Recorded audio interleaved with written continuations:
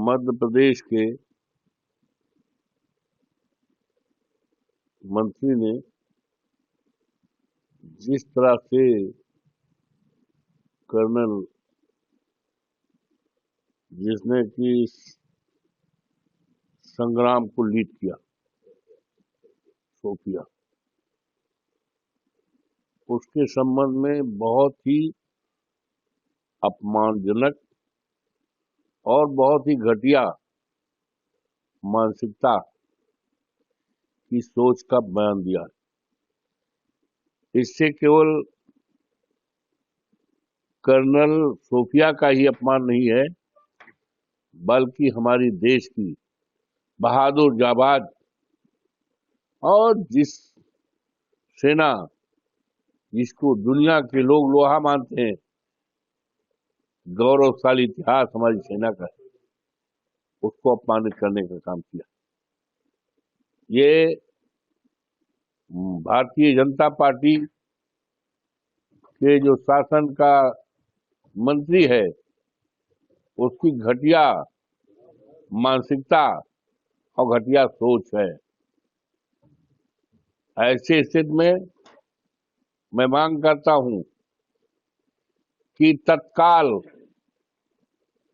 ऐसे मंत्री को शासन से बर्खास्त किया जाए और भारतीय जनता पार्टी के नेताओं से हम मांग करते हैं कि ऐसे नेता को पार्टी से निष्कासित किया जाए।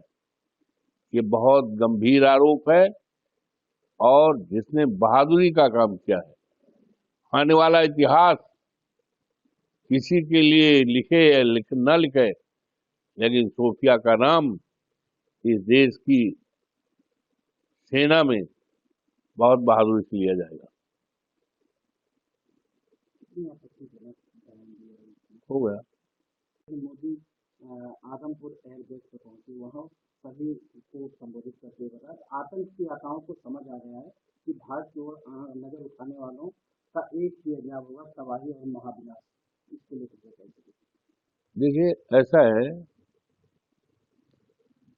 बयानबाजी से कुछ नहीं होता है। आज देश, समूचा देश उम्मीद कर रहा है पूरी तरह से आतंकवाद का सफाया करने के लिए, और समूचे देश ने, देश की महान जनता ने पूरी तरह से समर्थन किया है। सभी राजनीतिक नेताओं ने, पार्टियों ने समर्थन किया है। हमारे नेता माननीय अखिलेश यादव जी ने खुल्लम खुल्ला आश्वस्त और समर्थन का ऐलान किया है कि सरकार जो भी कदम उठावे देश हित में, राष्ट्र हित में, देश की एकता और अखंडता के लिए हित में, समाजवादी पार्टी उसके कदम के साथ पूरी तरह से है। तो आज बयानबाजी का समय नहीं है। आज देश के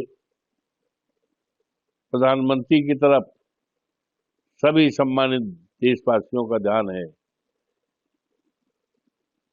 उम्मीद कर रहे हैं, आशा भरी निगाह से पूरा देश देख रहा है कि प्रधानमंत्री किस तरह से कदम उठाएंगे, इनके साथ पूरा देश की सभी राजनीतिक पार्टियां हैं, और जिससे हमेशा हमेशा के लिए आतंकवाद का सफाया हो जाए।